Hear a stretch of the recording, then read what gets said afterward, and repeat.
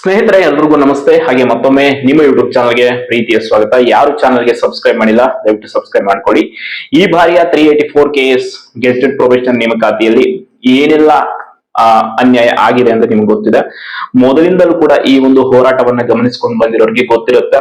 ಹಂತ ಹಂತವಾಗಿ ಏನೆಲ್ಲ ಹೋರಾಟವನ್ನ ನೊಂದ ಅಭ್ಯರ್ಥಿಗಳು KPSC ಸರ್ಕಾರ ಮತ್ತು ಈ ಒಂದು ನೋಟಿಫಿಕೇಶನ್ ವಿರುದ್ಧ ಮಾಡಿದ್ದಾರೆ ಅಂತ ಕೂಡ ಗೊತ್ತು. ಒಂದು ರೀತಿಯಲ್ಲ, ಪ್ರತಿಭಟನೆ ಆಯ್ತು, ವಿರೋಧ ಪಕ್ಷದ ನಾಯಕರಿಂದ ಈ ವಿಷಯದ ಬಗ್ಗೆ ಸದನದಲ್ಲಿ ಗಂಟೆಗಟ್ಟಲೆ ಚರ್ಚೆ ಆಯ್ತು. ಸರ್ಕಾರ ಕೂಡ ನ್ಯಾಯ ಕೊಡಿಸುವ ನಾಟಕವನ್ನು ಕೂಡ ಆಡ್ತು. ಕಡೆಗೆ KAT ಅಲ್ಲಿ ಪ್ರಕರಣ ದಾಖಲಾಯ್ತು, ಅಲ್ಲೂ ಕೂಡ ಸೋಲಾಯ್ತು. ಈವನ್ ಹೈಕೋರ್ಟ್ ಅಲ್ಲಿ ಸ್ವಲ್ಪ ಮಟ್ಟಿಗೆ, ಅಂದ್ರೆ ಒಂದಿಷ್ಟು ಜನರಿಗೆ ಮುಖ್ಯ ಪರೀಕ್ಷೆಗೆ ಅವಕಾಶ ಮಾಡಿಕೊಡುವಂತ ಕೆಲಸ ಆಯ್ತು. ಬಟ್ ಅದರಿಂದ ಕೂಡ ಯಾವುದೇ ರೀತಿಯಾದಂತ ಪೂರ್ಣ ಪ್ರಮಾಣದ ನ್ಯಾಯ ಅನ್ನೋದು ಈ ಒಂದು ಪರೀಕ್ಷೆಯಲ್ಲಿ ಆಗಿರುವಂತ ಅನ್ಯಾಯಕ್ಕೆ ಸಿಗ್ಲಿಲ್ಲ.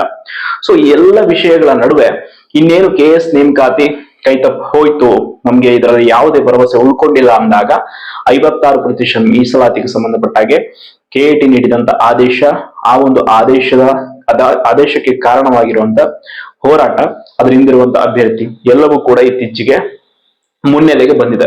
ಸೊ ಈಗ ಸರ್ಕಾರಕ್ಕೆ ಕಡಾಖಂಡಿತವಾಗಿ ಗೊತ್ತಿದೆ, ನಾವ್ ಇದನ್ನ ಡಿಫೆಂಡ್ ಮಾಡ್ಕೊಳಕ್ ಆಗಲ್ಲ ಅಂತ. ಬಟ್ ಏನಾದ್ರೂ ಮಾಡಿ ಈ ನೋಟಿಫಿಕೇಶನ್ ನಾವು ರಕ್ಷಿಸ್ಕೊಳ್ಬೇಕು. ಕಾರಣ ಪ್ರಭಾವಿಗಳ ಮಕ್ಕಳು ಇದ್ರಲ್ಲಿದ್ದಾರೆ, ನಾವು ಅವ್ರನ್ನ KS ಮಾಡ್ತೀವಿ, ಅಧಿಕಾರಿಯನ್ನಾಗಿ ಮಾಡ್ತೀವಿ ಅಂತ ಒಪ್ಕೊಂಡ್ಬಿಟ್ಟಿದೀವಿ ಅನ್ನೋ ಒಂದು ಬಂಡ ಹಠಕ್ಕೆ ಹೇಗಾದ್ರೂ ಮಾಡಿ ಅವರು ಇದನ್ನ ಉಳಿಸ್ಕೊಳ್ಬೇಕು ಅಂತ ಈಗ ಹೈಕೋರ್ಟ್ಗೆ ಮೇಲ್ಮನವಿಯನ್ನು ಸಲ್ಲಿಸಿದ್ದಾರೆ. ಹೈಕೋರ್ಟ್ ಅಲ್ಲೂ ಕೂಡ ಇದು ಹೋರಾಟ ಅಗೇನ್ ಮುಂದೆ ಹೋಗುತ್ತೆ.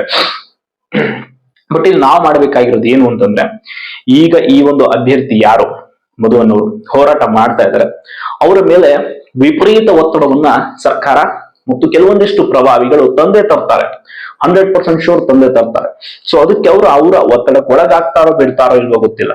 ಬಟ್ ನಾವು ಒಂದಿಷ್ಟು ಜನ ಅವ್ರು ಏನೀಗ ಜನರಲ್ GM ಕ್ಯಾಂಡಿಡೇಟ್ಸ್ಗೋಸ್ಕರ ಫೈಟ್ ಮಾಡ್ತಾರೆ, ಅಂದ್ರೆ ಆ ಒಂದು ರೋಸ್ಟರ್ ಏನ್ ಮಾಡಿದೆ, ರಿಸರ್ವೇಶನ್ ಪಾಲಿಸಿ ರೋಸ್ಟರ್ 384 ನೋಟಿಫಿಕೇಶನ್, ಅದು ಕಂಪ್ಲೀಟ್ ಆಗಿ ಇನ್ಜಸ್ಟಿಸ್ ಇಂದ ಕೂಡಿದೆ ಅಂತ ಅವರು ಹೋರಾಟ ಮಾಡ್ತಾ ಇದ್ದಾರೆ. ಇದಕ್ಕೋಸ್ಕರ ಯಾರಾದ್ರೂ ಒಂದು 3-4 ಜನ GM ಕ್ಯಾಂಡಿಡೇಟ್ಸ್ ಮುಖ್ಯ ಪರೀಕ್ಷೆನ ಬರೆದಿರೋರು ಅವರಿಗೆ ಸಾಥ್ ಕೊಡ್ಬೇಕು. ಅಂದ್ರೆ ನೀವು ಇಂಪ್ಲೀಡ್ ಆಗ್ಬೇಕು. ನೀವೇನಾದ್ರೂ ಇಂಪ್ಲೀಡ್ ಹೋದ್ರಿ ಅಂತಂದ್ರೆ ಖಂಡಿತವಾಗಿಯೂ ಕೇಸ್ ಮತ್ತಷ್ಟು ಸ್ಟ್ರಾಂಗ್ ಆಗುತ್ತೆ. ಇಲ್ಲದೆ ಹೊರತು ಅವ್ರ ಮೇಲೆ ಒತ್ತಡ ತಂದು ಪ್ರಕರಣದಿಂದ ಹಿಂದೆ ಬರುವಂತೆ ಮಾಡಿದ್ರೆ ಅಟ್ಲೀಸ್ಟ್ ಮುನ್ನಡೆಸ್ಕೊಂಡು ಹೋಗಬಹುದು ನೀವು. ಅಂಡ್ ಮೊದಲ ವಿಚಾರಣೆ ಯಾವಾಗ ಬರುತ್ತೆ ಅಂತ ತುಂಬಾ ಜನ ಕೇಳ್ತಾ ಇದ್ರಿ. ಸೋಮವಾರ ಬರುವಂತ ಸಾಧ್ಯತೆ ಇದೆ, ಸೋಮವಾರ ಬರುವಂತ ಸಾಧ್ಯತೆ ಹೆಚ್ಚಿದೆ. ಅದಾದ್ಮೇಲೆ ಕೇಸ್ ಇನ್ನಷ್ಟು ಕೆಲವೊಂದಿಷ್ಟು ಬೆಳವಣಿಗೆಗಳನ್ನ ಪಡಿತಾ ಹೋಗುತ್ತೆ, ತಿರುವುಗಳನ್ನ ಪಡಿತಾ ಹೋಗುತ್ತೆ, ಹೋರಾಟದ ಹಂತ ಇನ್ನಷ್ಟು ಜೋರಾಗುತ್ತೆ. ಸೊ ದಯವಿಟ್ಟು ಈ ವಿಷಯದ ಬಗ್ಗೆ ನೀವು ವಿಶ್ಲೇಷಣೆ ಮಾಡಿ, ಮಾಹಿತಿಯನ್ನ ತಿಳ್ಕೊಳ್ಳಿ. ನಿಮಗೆ ಸರಿ ಅನ್ಸಿದ್ರೆ ಲೀಗಲಿ ನೀವು ಈ ಹೋರಾಟಕ್ಕೆ ಬೆಂಬಲವನ್ನ ಕೊಡಿ. ಇದು ನಿಮಗಷ್ಟೇ ಆಗುವ ಲಾಭ ಅಲ್ಲ, ಇಡೀ KS ನೋಟಿಫಿಕೇಶನ್ ಅಲ್ಲಿ ನೊಂದಿರುವಂತ ಎಲ್ಲ ಅಭ್ಯರ್ಥಿಗಳಿಗೆ, ಎಸ್ಪೆಷಲಿ ಕನ್ನಡ ಮಾಧ್ಯಮದ ಅಭ್ಯರ್ಥಿಗಳು, ಯಾರೆಲ್ಲ ಪ್ರಶ್ನೆ ಪತ್ರಿಕೆ ದೋಷದಿಂದ ಮುಖ್ಯ ಪರೀಕ್ಷೆಯಿಂದ ವಂಚಿತರಾಗಿದ್ದಾರೆ, ಹಲವಾರು ಜನರಿಗೆ ಆಗಿರುವಂತ ಅನ್ಯಾಯಕ್ಕೆ ನ್ಯಾಯ ಸಿಗೋದಕ್ಕೆ ಇರುವ ನಮಗೆ ಕೊನೆಯ ಹೋರಾಟ ಇದು. ಇದರಲ್ಲಿ ನಾವು ಸೋತ್ರೆ ಖಂಡಿತವಾಗಿಯೂ ನಮಗೆ ಇರುವಂತ ಒಂದು ಏನ್ ಚಾನ್ಸ್ ಇದೆ ಅದು ಕ್ಲೋಸ್ ಆಗುತ್ತೆ. ಸೊ ದಯವಿಟ್ಟು ಈ ಪ್ರಕರಣವನ್ನು ನಾವು ಸೋಲೋದಕ್ಕೆ ಬಿಡಬಾರದು. ಅಂಡ್ ಸಾಧ್ಯವಾದಷ್ಟು ಈಗಾಗಲೇ ನಾನು ಕೂಡ ನಿರಂತರವಾಗಿ ಈ ಒಂದು ಪ್ರಕರಣವನ್ನು ಮುನ್ನಡೆಸುತ್ತಿರುವವರ ಜೊತೆಯಲ್ಲಿ ಸಂಪರ್ಕದಲ್ಲಿದ್ದೀನಿ. ಸೊ ಅವರು ಕೂಡ ನನಗೆ ಕಂಪ್ಲೀಟ್ ಆದಂತ ಮಾಹಿತಿಯನ್ನು ಕೊಟ್ಟಿದ್ದಾರೆ.